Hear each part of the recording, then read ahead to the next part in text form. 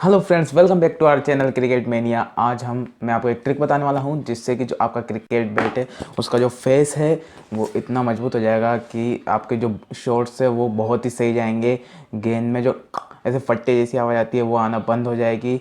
तो इसका ये ट्रिक आपने पहले सुनी होगी जिसे कहते हैं स्ट्रोक्स खोलना और नॉकिंग करना बैट की। तो नॉक करना आज मैं इस वीडियो में आपको बताऊंगा किस तरह से नॉक करना है बैट को। और नॉक करने के बाद ऐसा क्या होता है कि जो हमारा बैट है उससे इतने सही शॉट आने लग जाते हैं, फट्टे जैसी आवाज़ बंद हो जाती है। तो चलिए इस वीडियो को जल्दी शुरू करते हैं और आगे बढ़ाते हैं। चलिए शुरू करते हैं इस वीडियो को। अब हम बात करेंगे कि जो हमारा क्रिकेट बैट होता है उसमें नॉकिंग के बाद ऐसा क्या होता है कि उसका सरफेस जो है इतना हार्ड हो जाता है और जो शॉट है वो बिल्कुल अच्छे से जाने लगते हैं। तो जब हम शुरुआत में नया बैट लाते हैं तो जो उसके रेशे होते हैं, मतलब जो उसके फाइबर होते हैं लकड़ी के, वो सॉफ्ट होते हैं। लकड़ी जो है सॉफ्ट होती है। तो जब सॉफ्ट लकड़ी होती है तो उसके ऊपर जब गेंद पड़ती है तो वो स्पंज की तरह अंदर दबा देती है बैट को और लकड़ी को, जिससे कि जो है शॉट नहीं जा पाता है, गेंद दब के रह जाती है। जैसे कि आप इमेजिन कीजिए कि आपके पास एक स्पंज है, उसके ऊपर आप बॉल फेंकिए तो वो उसके अंदर यूँ घुस जाएगी और बाउंस बैक नहीं ले पाती। अगर उसी की जगह आप उस स्पंज के ऊपर एक हार्ड सरफेस रख दें या लकड़ी का फंटा रख देंगे तो जो है अगर आपकी बॉल जो है उस फिर आप उस पे मारेंगे तो आपकी बॉल जो है अच्छा बाउंस लेगी उधर से, क्योंकि पीछे से भी जो है स्पंज है वो दबेगा और वो ऊपर की तरफ पुश होगा। और लकड़ी तो है ही हार्ड सरफेस जिस पे बॉल जो है हमारी दबेगी, जिससे कि बाउंस बैक मिलता है। इस वजह से जो है नॉकिंग की जाती है। तो होप कि आपको ये जानकारी अच्छी लगी होगी और आपके पता चला होगा कि नॉकिंग करने के बाद ऐसा क्या होता है कि बैट पर से शॉट अच्छे आने लगते हैं। अब ऐसे करके जो फट्टे जैसी आवाज़ आती है बैट में से वो भी इसी कारण से आती है, क्योंकि जब गेंद अंदर जाती है शॉट अच्छे से नहीं जा पाता है तो हमारा बैट जो है उसमें से ये आवाज़ आती है। लेकिन जब नॉकिंग हो जाती है और उस पर एक हार्ड सरफेस आ जाता है, जो हमारे फाइबर होते हैं लकड़ी के वो एक साथ, मैं आपको बताता हूँ कि ऐसे जुड़ जाते हैं, ऐसे जुड़ने लग जाते हैं। पहले ये इस तरीके से होते हैं, हमारे जो बेल्ट के रेशे होते हैं, जो फाइबर होते हैं, जब नॉकिंग के बाद जो है वो इस तरह से जुड़ने लग जाते हैं जिससे कि जो बेल्ट का सरफेस है वो हार्ड हो जाता है। और जब गेंद इस पे पड़ती है तो फट्टे जैसी आवाज़ नहीं रहती है और जो शॉट है वो भी काफ़ी अच्छा जाता है क्योंकि सरफेस हार्ड हो जाता है। चलिए फ्रेंड्स, तो अब बात करते हैं कि जो हमारा क्रिकेट बैट है उसको कैसे नॉक करें और कैसे नॉक किया जाता है। एक मैलेट हैमर की सहायता से। हैमर मैलेट जो होता है वो आपको हमेशा ऐसे लकड़ी का ही लेना है, क्योंकि बैट का मैलेट अलग आता है। अगर आप जो नॉर्मल हथौड़ा होता है अगर उससे इससे करने लग जाएंगे तो जो बैट का सरफेस है वो पूरी तरीके से ख़राब हो जाएगा।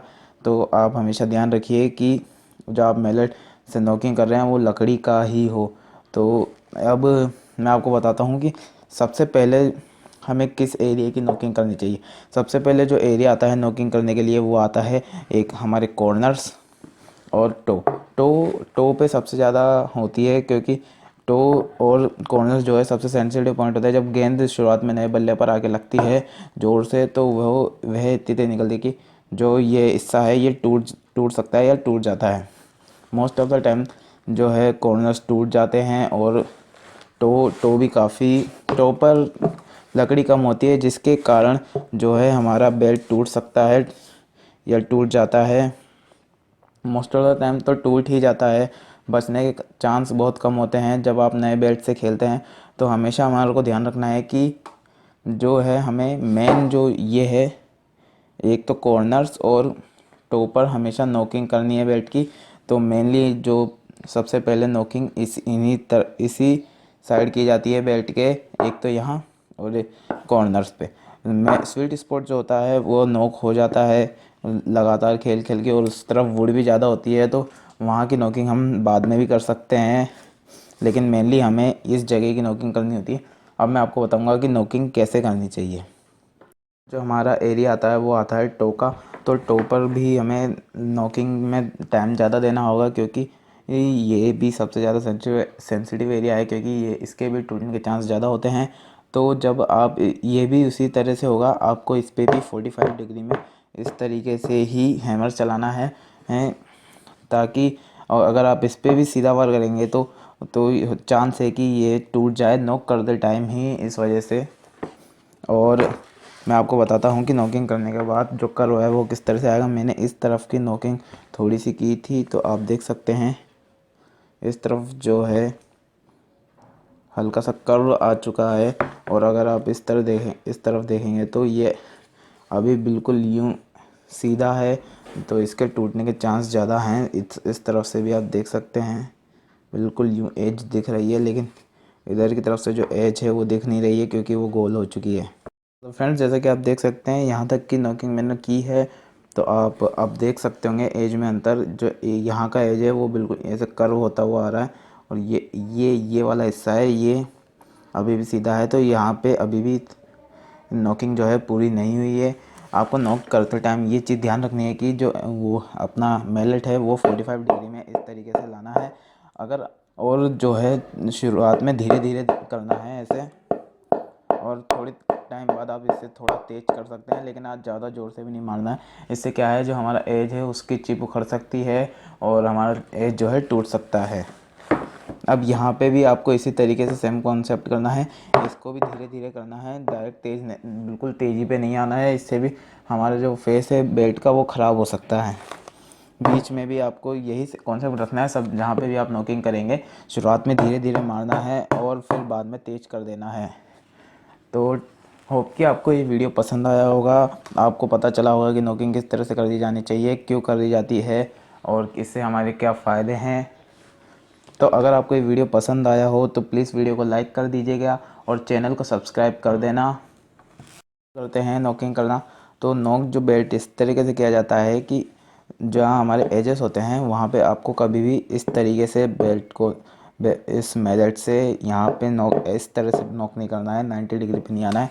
जो हमारा फेस है उसे कुछ इस तरीके से चलाना है, ये है, तो इसे 45 डिग्री पे ऐसे मूव करना है। इससे क्या होगा, जो हमारे ये कॉर्नर से वो कर्व लेने लग जाएंगे, मतलब कि हमारा जो सरफेस है वो यूँ ऐसे होने लग जाएगा। तो आपको कम से कम 3 से 4 घंटे लगेंगे इसको फुल नॉक करने में।